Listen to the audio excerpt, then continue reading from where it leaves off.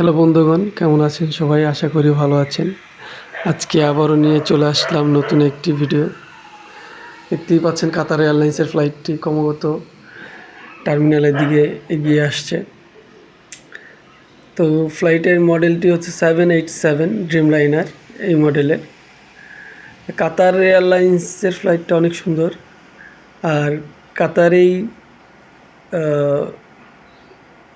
কয়েক বছর আগেই বিশ্বকাপ ফুটবল হয়ে গেছে, জানেন সবাই।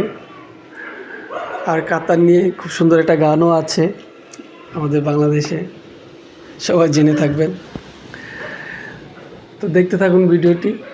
কাতার এয়ারলাইন্স বোর্ডিং ব্রিজের দিকে যাচ্ছে, আর এর সাথে সাথে আরও কিছু এয়ারক্রাফট দেখায় আপনাদেরকে। কাতারের ঠিক ওপাশেই আছে এমিরেটস এয়ারলাইন্স। এমিরেটসটি আধা ঘন্টা আগে নামছে।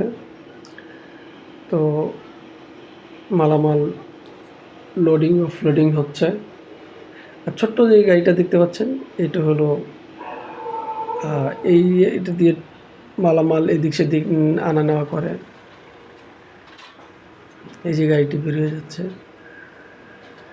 বাংলাদেশের সামনে দেখা যাচ্ছে বাংলাদেশ এয়ারলাইন্সের বোয়িং 777। এর পরেই দেখতে পাচ্ছেন দুইটা এয়ারক্রাফট, একটা বিভিএনের আর একটা গালফেয়ার। অল্প কিছু সময় হয়েছে ফ্লাইটগুলো ল্যান্ড করছে। তো বিভিএন ডিপার্চার চলছে, টাওয়ার পারমিশন পেলেই মুভ করবে বিভিএন মূলত ইন্দোনেশিয়ান এয়ারলাইন্স, ইউএস বাংলা লিজে নিয়ে আসছে ওয়েড লিজ, যার কারণে লোগো চেঞ্জ হয়নি।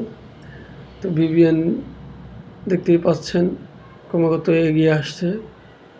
তো বিভিএনের এই ফ্লাইটের মডেলটি হচ্ছে 737। যাত্রী ধারণ ক্ষমতা 150+। বিভিএন মূলত Dhaka Bangkok, Dhaka Singapore, Dhaka Guangzhou, Malaysia আরও বিভিন্ন রুটে পরিচালনা করে থাকে ইউএস বাংলা এয়ারলাইন্স। তো যাবেন নাকি বন্ধুরা আপনারা ব্যাংকক ঘুরতে?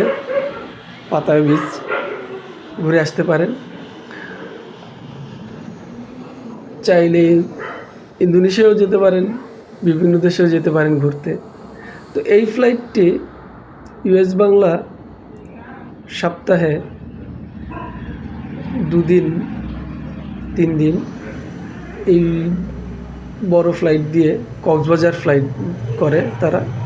তো বিস্তারিত একটু ইউএস বাংলা ওয়েবসাইটে ঘুরে আসলেই হয়তো আপনারা সব কিছুই জানতে পারবেন।